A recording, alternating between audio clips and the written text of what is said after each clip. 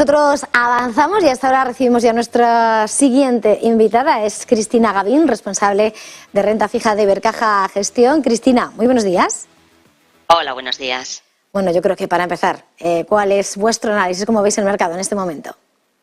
Bueno, yo creo que el mercado está tratando de recuperarse un poco, ¿no? Después de toda la marabunta que hemos vivido durante la semana pasada, sobre todo con la situación de Credit Suisse y que, bueno, el fin de semana consiguió encarrilarse, ¿no? El lunes, sobre todo el terremoto que hemos visto en la deuda financiera y en la deuda financiera subordinada, ¿no? Por esa consecuencia de que los AT1 suizos de Credit Suisse vayan a soportar más pérdidas que lo que son los propios accionistas, pues eso ha generado toda una marabunta en lo que sería el sector financiero europeo fuera de los bancos suizos y bueno, la confianza que ha despertado Lagarde, ¿no? El Banco Central Europeo, confirmando el grado de prelación, está permitiendo que volvamos a una cierta normalidad, ¿no? Ayer veíamos como todos los diferenciales de crédito mejoraban, sobre todo el sector subordinado financiero y los AT1, y yo creo que bueno, hoy pues hay una cierta corrección después del optimismo de ayer, pero creo que todavía queda bastante terreno por recuperar, ¿no? La volatilidad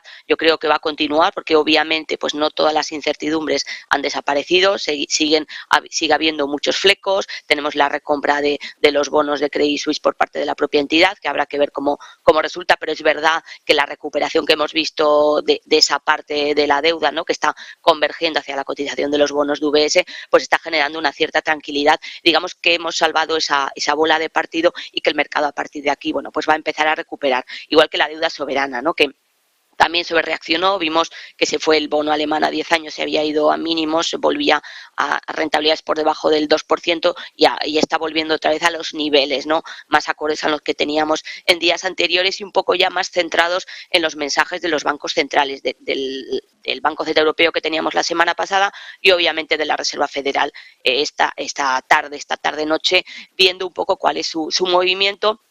Y atentos también a cómo se solventa todo el problema de los bancos comerciales en Estados Unidos, los bancos locales, bueno, pues cómo va a ser la solución que va a plantear tanto la Reserva Federal como el Tesoro norteamericano para tratar de aislar y evitar que se propague hacia el resto del sector financiero norteamericano y obviamente eso hacia el sector financiero a nivel mundial, pero creo que también están dando ahí los pasos correctos, con lo cual importante volatilidad que yo creo que puede ser utilizada para tomar posiciones en determinados nombres que con todo este ruido se han visto excesivamente castigados. ¿Hay que volver a apostar por la renta fija para proteger las carteras?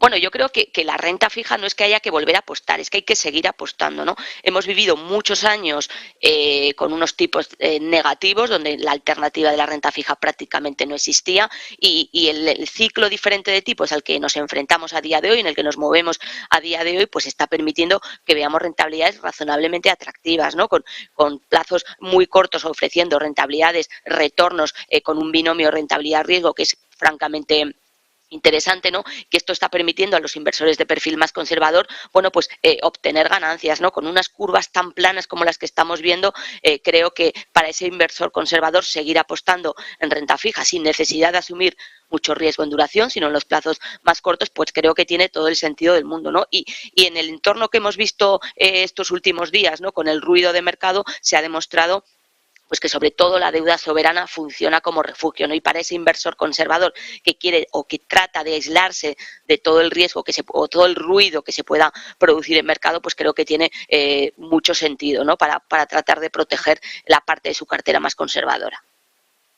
Quería preguntarte, también estabas apuntando en ese análisis del mercado en tu primera intervención, cómo vamos a estar pendientes de cuáles sean los movimientos de los bancos centrales, y eso que venimos además de esa acción concertada del fin de semana para inyectar liquidez. Hoy, Reserva Federal, mañana, Banco de Inglaterra, hoy que además la inflación en Reino Unido ha sido todo un jarro de García, ha sido un dato pésimo y vuelve a poner sobre la mesa como eso de tener controlada la inflación está bastante lejos. ¿Cómo veis? ¿Qué es lo que vamos a recibir por parte de estas dos citas en concreto? También bueno, vamos a tener Banco de Suiza esta semana. Bueno, en el caso de la Reserva Federal yo creo que el consenso, coincidimos con el consenso de mercado, ¿no? Si es verdad que a principio de mes hablábamos de una subida de 50 puntos básicos, pues porque era lo que había transmitido Powell en su comparecencia en el Congreso, bueno, pues la situación que hemos vivido demuestra, y los discursos que hemos visto a partir de ahí, tanto de Powell como del sector en general, demuestra la capacidad de reacción que tiene la Reserva Federal, ¿no? Cualquier cosa que sea diferente a una subida de tan solo 25 puntos básicos, yo creo que sería cogido por el mercado de forma negativa. Tanto una subida de 50 puntos básicos, sobre todo por lo que supone, ¿no?, de castigo con respecto, pues no olvidemos que toda la situación bancaria pues puede frenar el crecimiento o la capacidad de financiación de los bancos en el medio y largo plazo, ¿no? Y esa subida de 50 puntos básicos pues puede lastrar ese crecimiento y ser acogido negativamente por el mercado. Y una parada, una pausa completa en ese proceso de subidas con una inflación en Estados Unidos que también está lejos de controlarse. De hecho, uno de los motivos por los que Powell apuntaba a principios de mes que era necesario pues volver a subir 50 puntos básicos es precisamente porque la inflación no estaba reduciéndose a la velocidad o en la trayectoria que ellos consideraban, ¿no? Entonces, esa pausa también podría ser acogida muy negativamente. Entonces, yo creo que 25 puntos básicos es un poco lo que trata de aunar pues un equilibrio en la balanza entre protegernos o tratar de protegernos frente a las incertidumbres financieras y del sector financiero que estamos viendo y sobre todo tratar de luchar contra esa inflación, ¿no?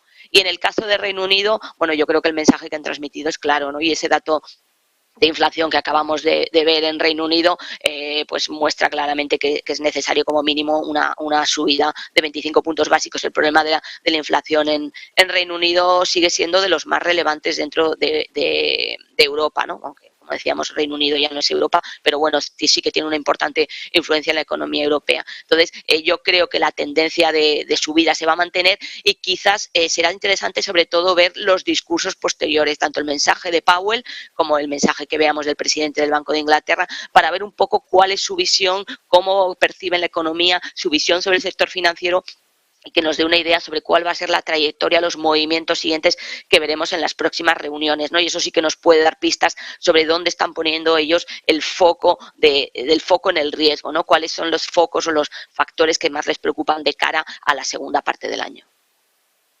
Muchísimas gracias, Cristina Gavín, responsable de renta fija de Ibercaja Gestión. Ha sido un verdadero placer. Feliz jornada, feliz negocio.